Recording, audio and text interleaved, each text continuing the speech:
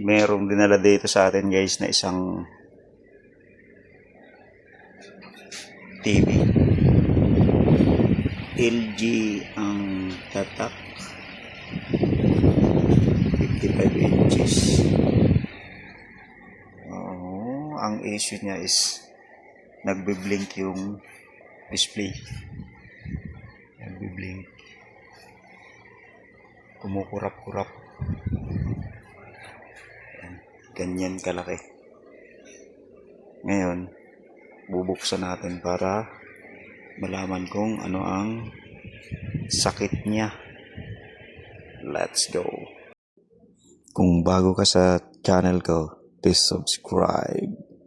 Hit notification bell para updated sa mga tutorial na gagawin ko at iba pang Dito na siya guys, uri na ng natin yung likod. video. Tapos inuumpisahan ko na Thank rin you. i-troubleshoot. Ito, turo ko lang sa inyo itong part na to. Ito yung part ng backlight driver. So, chinik natin yan gamit ang tester. Nakikita natin na nagda-drop yung voltahe ng backlight. So, chinik din natin itong mga capacitor.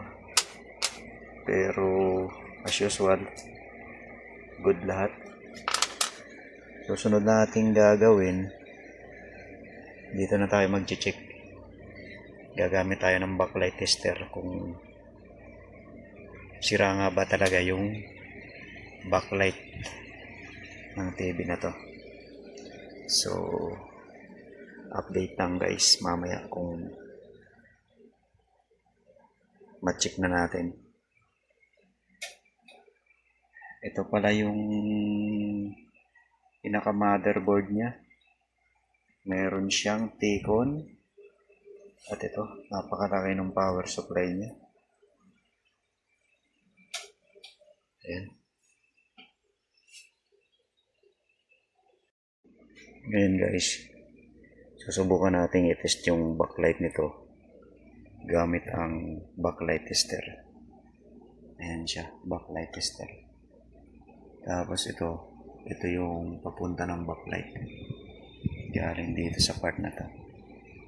Ngayon, base dito sa diagram niya, itong part ng white, ito yung positive. Ay, hindi pa na pala. Ito pala ang posisyon niya. Itong black wire na to, ito black wire, ito yung positive, tapos yung white, yan yung negative. Ngayon, ititest natin yan gamit ang backlight tester. Ito yung rod nya, itong malaking rod, ito yung negative, tapos itong maliit, ito yung positive. Ngayon, tutusok natin yung positive dito, tapos yung negative naman dito sa kabila.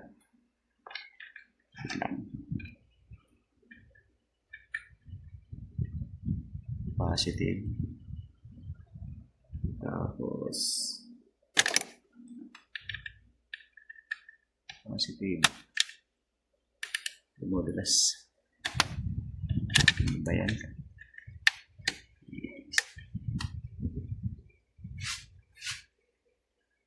Kabit na lang natin madulas.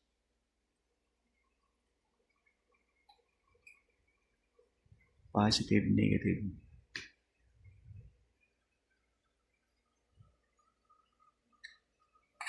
Hindi siya accurate.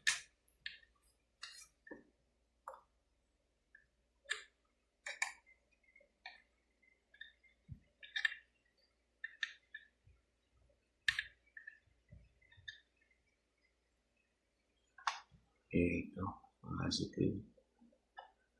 Tapos negative. Yun. Magkaroon siya ng reading 174. Ibig sabihin, buo yung isang linya na yan. Magkaroon siya ng reading na 174. Yan po, voltahe yan. Voltahe ng backlight. Tapos pag sinilip natin dito sa ilalim, ayan o, mayroon siyang ilaw. Ibig sabihin, buo yung kabila. Ngayon, dito tayo sa kabilang linya. Ito.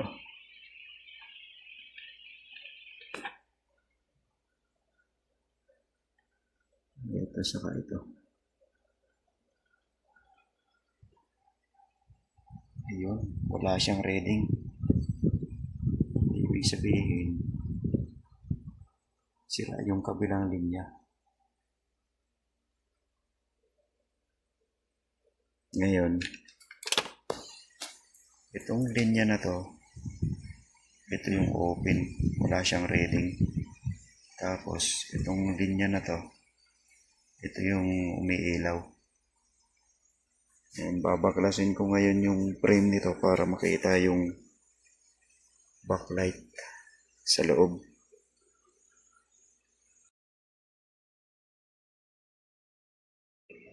Ito na siya guys, nabaklas na natin yung LED niya. Ayan o. Sunog yung isang LED ng itim. Yan. Ito. Sunog siya. Kaya pala hindi umiilaw. Subukan nating i-jumper yan kung iilaw na siya. Kahit anong gawin natin, hindi talaga siya umiilaw. Gamit ulit tayo ng backlight tester para i-test.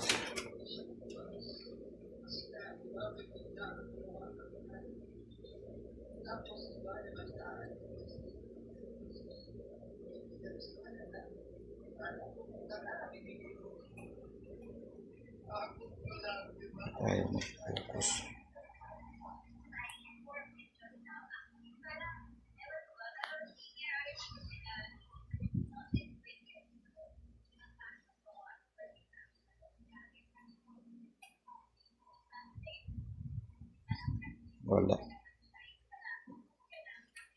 Wala talaga siya.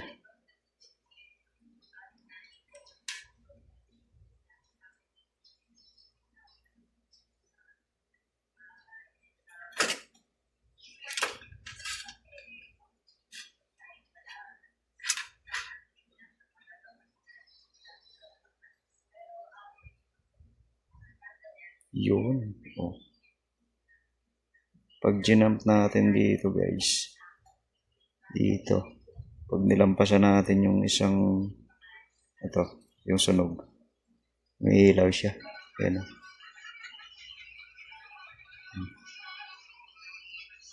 Kaya, confirm. Wala. Ayan o. Sunog talaga.